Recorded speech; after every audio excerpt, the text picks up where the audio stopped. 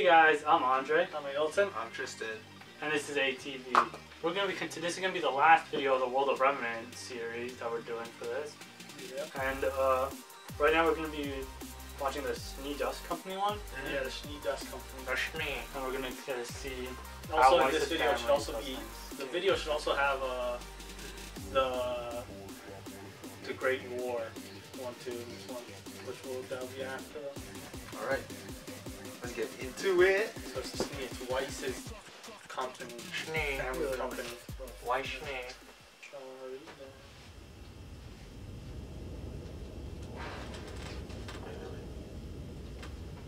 Schnee Dust Company. Schnee. I don't know what we could call it. Talk about next. Oh boy. Yeah, okay. I've got a few words to say about this one. The Schnee Dust Company. Bunch of self-entitled, monopolizing SNOBs. Who only care about making a profit, no matter how many little people they gotta step on to make it happen. But that's just my opinion. Well, As you all know, our survival in the world of Remnant depends almost entirely on a crystallized substance known as dust. It powers our cities, fuels our machines, and gives us a fighting chance against the creatures of Grimm. Which means it's extremely valuable.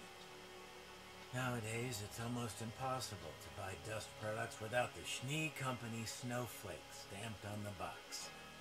It didn't always used to be that way. Nicholas Schnee was the son of a dust miner turned soldier. Born just after the Great War, he found himself at the perfect point in history to take full advantage of the world's next so it's pretty much like a currency. The kingdom of Mantle. It's more like diamonds. Yeah, was in a it's valuable. transformative period. They found themselves on the forefront of technology, but realized Like they China. depleted nearly all of their natural resources. I think it's because to China do like so. hoards like gold. That's or where diamond. old Nick I think it's came gold. in. Rather than watch his kingdom become dependent on the aid of others, young Nicholas Schnee decided to spend his days at combat school, his nights working alongside his father in the dwindling Mantle mines, and any time in between learning everything he could about anything he didn't know. The kid had a fire in his belly. When his father died, he left his son everything he had. It wasn't much, but it was enough for Nick to set his plan into action. He left school, rallied all the men he could afford, and set out on an expedition to find a dust deposit that could revitalize his kingdom. And wouldn't you know, he actually pulled it off. Fast forward just a few years and the name Schnee suddenly meant something. Quality, affordability, trust. See, all those years spent in combat school were so that Nick could personally oversee every new expedition. People appreciate a man who's willing to stick his neck out for them.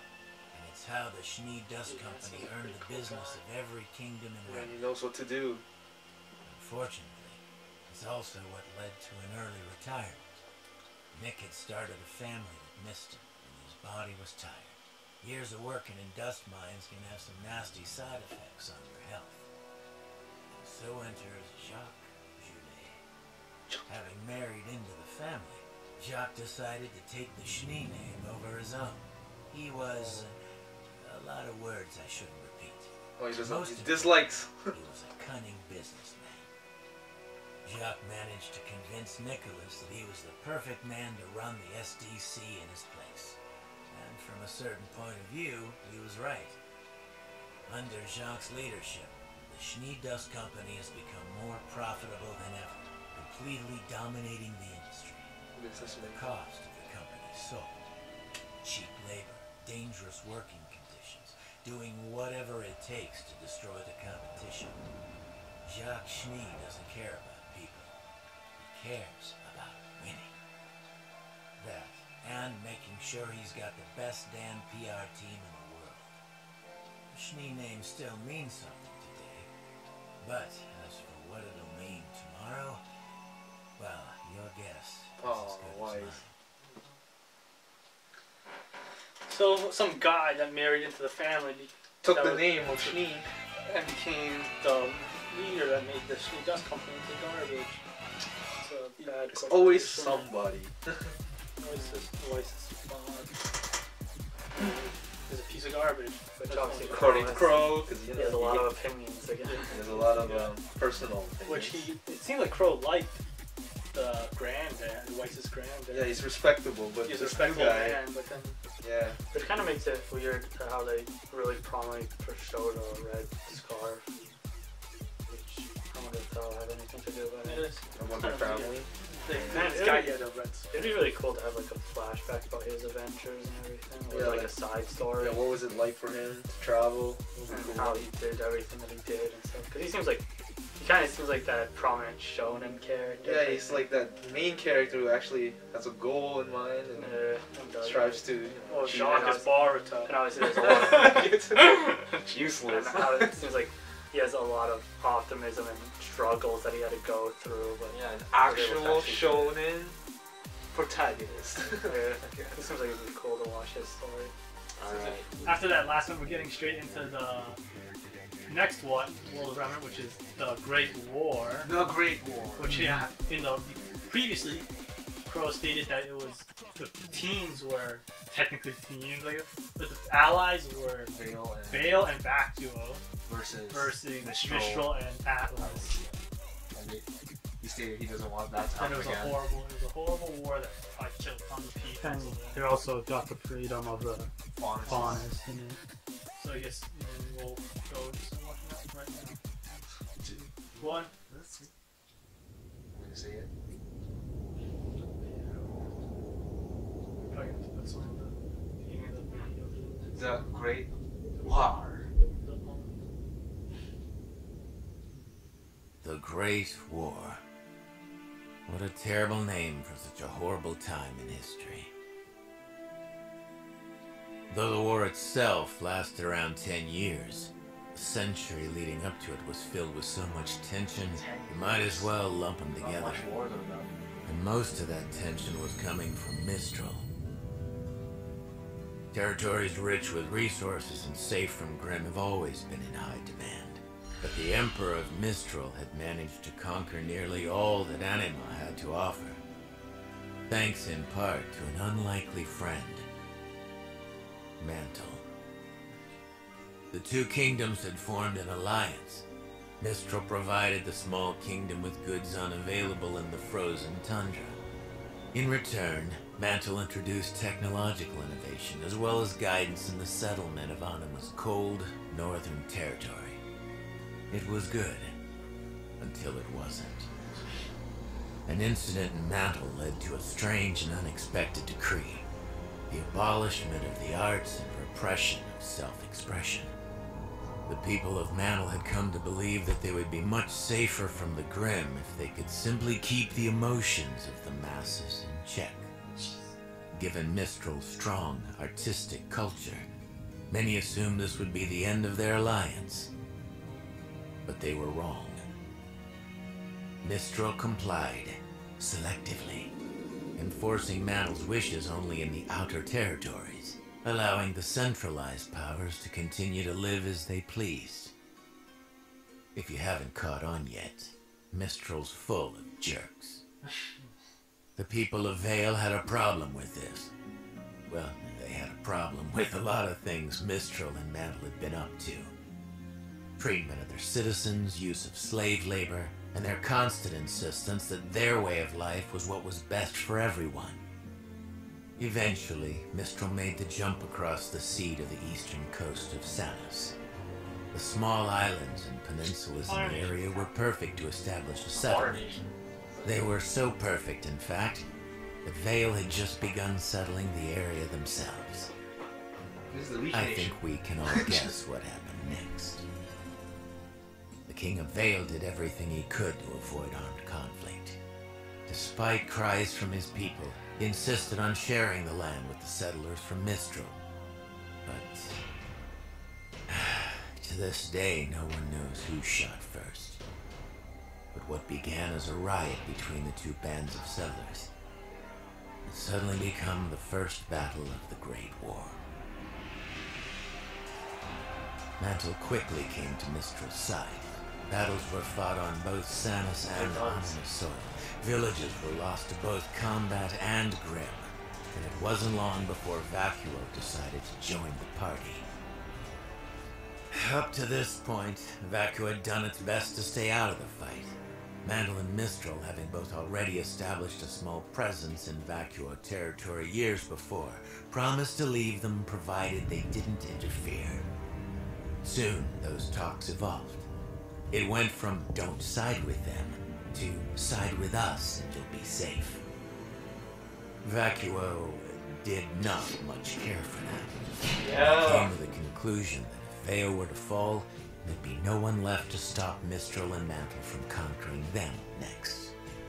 So they did what they considered to be the logical thing. They drove Mantle and Mistral out of their strong and told Vale they had their backs. I love their style. So the war raged on. Grim attacks increased worldwide. On the battlefield, this meant a temporary ceasefire in order to deal with the hordes of monsters before returning to the fight at hand. Those left miserable back at home, however, were often helpless with their best warriors away fighting the good fight. Can you imagine that? A lot of settlements. Literally, they're fighting in a war. They come back from the war. Their families are dead. Rations on food and dust. The Grim. Development of technology. The Grims! Humans and What? fauns fought I love alongside one fauns, another, yo. became closer. Lake the Bay. Every day, mankind grew more and more efficient at destroying itself. But it all ended in the Vacuo campaign. Mistral and Mantle knew that if they could take the dust mines of Vacuo, they would effectively cut off the supply of dust to their enemy. It was to be a final devastating blow to Vale and Vacuo. They were only half right. The King of Vale personally led his army into battle alongside the soldiers of Vacuo and decimated the enemy forces. Crown atop his head and armed only with a sword and his scepter, he laid waste to countless men. Oh my. As the sand was soaked red with blood, the Grim came in droves. It was the single deadliest battle of the war, and legends of the greatness and terror of the warrior king were born that day. Historians will tell you most of these stories are nothing but grandiose hyperbole. Unusually violent weather conditions, combined with Mantle's unfamiliarity with the desert combat, are likely what led to such a high death count. But whatever the reasoning, everyone bowed to the King of Vale by the time it was over. The Great War had ended. He must have done something insane. The world was ready to live under the rule of Vale. But the king refused. The leaders of the four kingdoms met on the island of Vital, and it was there that they worked together to form a treaty and establish the future of Remnant. Territories were redistributed, slavery was abolished, governments restructured, and the warrior king, the last king Vale would ever have, founded the Huntsman Academies and placed his most trusted followers in command of each kingdom's school. He would teach the world to fight so long as we promised to fight for ourselves and never against ourselves. Peace. Seems like we haven't kept our end of the bargain. There's a few things I want to say, because the one thing is that I would like to say. The one thing I'd like to say is, see, because the king apparently, after doing that crazy feat of thing, which people say was fake, but everyone that was there probably knows that he probably did something crazy and all that. Was he was ready? Like apparently all of them were ready to give up to Vale. Like he could have became the ruler of the world. Yeah, but Vale's nice. But the king didn't want that, so now he literally made it so it's like he just wanted a treaty. Because he could have taken over the world. Apparently, from what he did, what they saw him do was so amazing that like they were ready to like just give up and be like, you can lead the whole world and stuff. I wonder. I need a backstory of that. Yeah. And then he made the schools, and there's one thing that I really wanted to get into was that the king has two things that one is just kind of a guess and one is actually. He had Osmond's scepter for some reason. Yeah, Oh, if yeah. you didn't notice that? Yeah. Because it's colored green like Yeah. him. It looked exactly like It was like his. Osmond's scepter. So it looks like weird. he's... But then there's even a weirder thing, which is that it was. Did you see what his weapon was? It's a sword. And there's literally in the whole show, there's only one person that has not a weapon that doesn't transform or anything. It's not a sword. It's just a sword. So, and he said that his sword comes from his line of heroes. So it could, His family comes from a line of heroes, and that sword has been passed And down. then it could be John! It could probably be John's sword, which the sword might also contain, or in John might contain the power that whatever the king did that made everyone live, might be in John too. If that's actually was his grandfather might actually be the king of Vale. Imagine that. That'll be cool. Insane. But anyway, But yeah, so there was a lot of stuff in this that was cool and stuff. Like back, they're like. you gotta stretch.